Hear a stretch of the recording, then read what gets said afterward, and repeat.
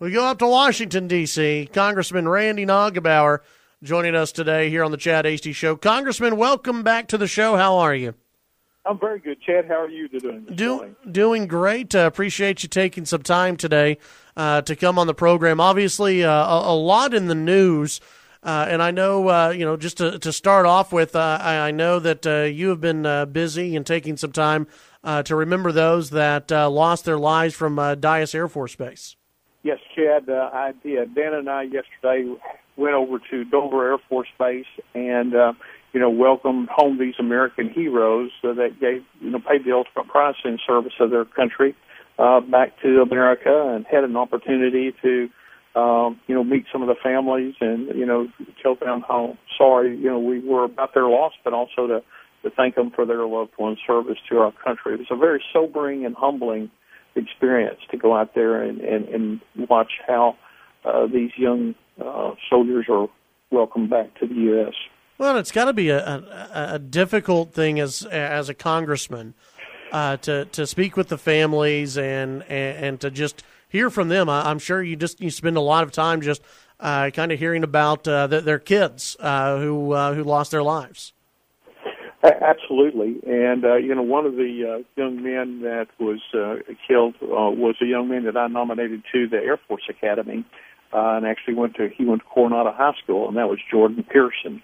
So I had a more personal connection with him and his family, and we had an opportunity to spend some time and visit, and mostly just to put your arms around them and hug them, and just tell them you're thinking about them and you're in your thoughts and prayers. Absolutely. Visiting with Congressman Randy Neugebauer here on the Chad Hasty Show, taking a look at some of the news that has been out there that's been impacting Congress, or that will impact Congress, is the TPP was agreed on yesterday in Atlanta, Georgia. What do you know about this? I'm sure you haven't had time to read through the entire trade agreement, but maybe some highlights or some lowlights, and where do you stand right now as far as this trade agreement? Yeah, well, thanks for that, Chad. We've been getting some general briefings, but we've not really seen the nitty-gritty details. We knew there were some issues, particularly we've been following some of the agricultural issues. So we want to obviously see what the final negotiations on those. Ultimately, what I'm looking for in any trade agreement is opening up more markets for U.S. goods. And if we're going to give them access to, the largest economy in the world, then, we should be getting things in return. So as we sit down and begin to study that, Chad, I'm hopeful that we find that we've made a good trade. If we've made a good trade, I would see myself supporting that.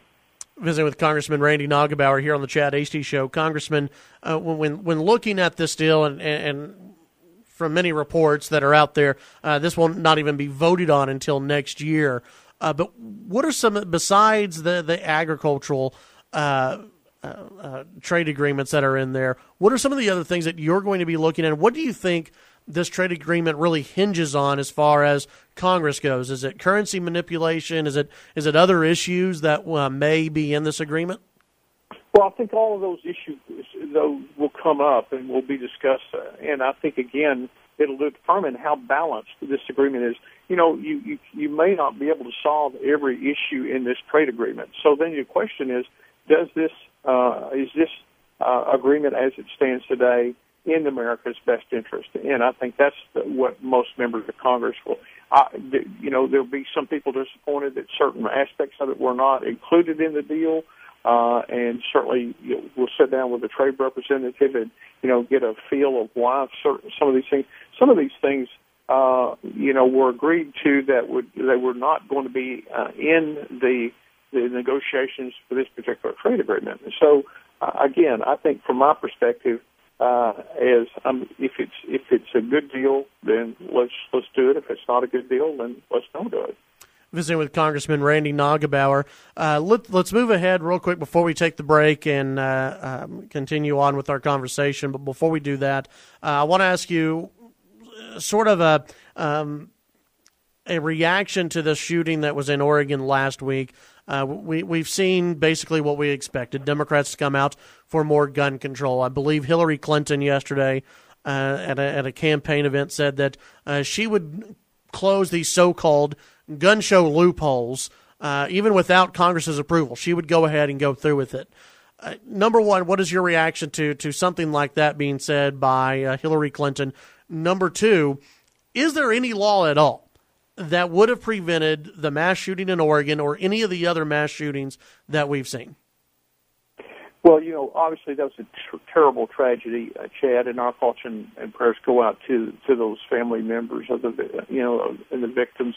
But I think we see this every time we have one of these terrible instances. Is the left tries to use this as a gun control issue.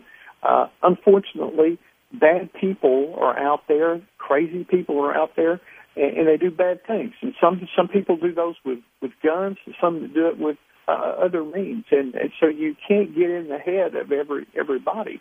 But for example, the gun show loophole, I think that's a little bit of a misnomer. When you go to the gun show, and I think I've seen you at the gun show in Lubbock, if I'm not mistaken, is that about 99% of those people that are selling guns in that gun show are licensed firearm dealers. And it doesn't matter if they're at a gun show or if they're in their store, they have to run a background check on you. So there's a very small number of guns at gun shows that are being sold by unlicensed dealers and dealers that are not running background checks. And so, I think there's a lot of frustration. I get that frustration when something like that happens. But the problem is they want to take guns away from people to defend themselves, and unfortunately the people that want to do bad things are going to still be able to access guns. Yeah, it's just, that seems like it would be common sense, but especially during campaign season, I guess that's not going to be said by especially those on the left. Congressman, we've got to take the break. Will you stay on hold with us, and when we come back, we can get into a few other issues? Great. Appreciate that, Congressman. Back on the Chad Hasty Show. Thank you very much for tuning in here, 790 KFYO. Congressman Randy Neugebauer on the lines with us. Congressman, thank you again for holding through the break. Appreciate you coming on the show today. Let me ask you about the speaker's race that we have out there. And Kevin McCarthy, so far it looks like he's the favorite, at least according to those in the media. He is the favorite to become the next speaker. You have a challenge by Jason Chaffetz as well. Tell us where you stand right now in the speaker's race and just what you're looking for in the next speaker. Well, yes, and it's a very interesting time. Like you said, we've got Kevin McCarthy, who's the current majority leader. Then we have a five-term, he's been there 5 terms, and then Daniel Webster from Florida, who had previously challenged Boehner, when we had the vote back in January. And then, as you said, Jason Chaffetz of Utah, who's the chairman of the Oversight and Government Reform Committee. He just got in, late over the weekend, and on Sunday he announced he's running. I visited with a couple of the candidates. I visited with Majority Leader McCarthy. I had a conversation with Daniel Webster. I have not sat down with Jason to hear his vision. I think a couple of things, a couple of observations here. One, I think people are a little naive if they think just changing the speaker is going to change necessarily some of the issues that have been going on within the Republican conference. As I said to someone the other day, it's like at halftime, the head coach resigned in the middle of the game, but when halftime's over and a new coach is appointed, you're going to go back out in the second half. You're going to be playing with the same players, the same team, and the same playing field. And so I think the vision that I've been asking these various candidates is what new plays will you be calling that you believe will change kind of the direction of the conference and will maybe be more unifying? What have you heard from, in particular, McCarthy, as far as his vision? He's been out in the media talking a lot about trying to get conservatives a seat at the table maybe. What have you heard from him in particular?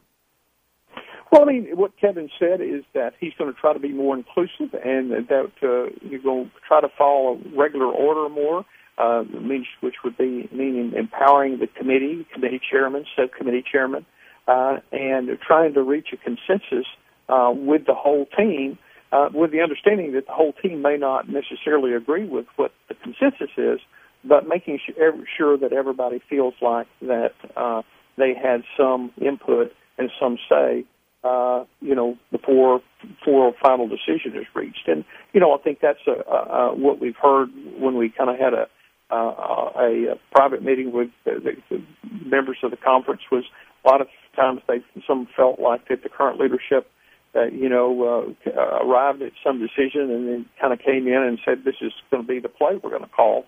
And people have been resisting that a little bit because didn't necessarily agree with the play call or the process of how it was arrived at.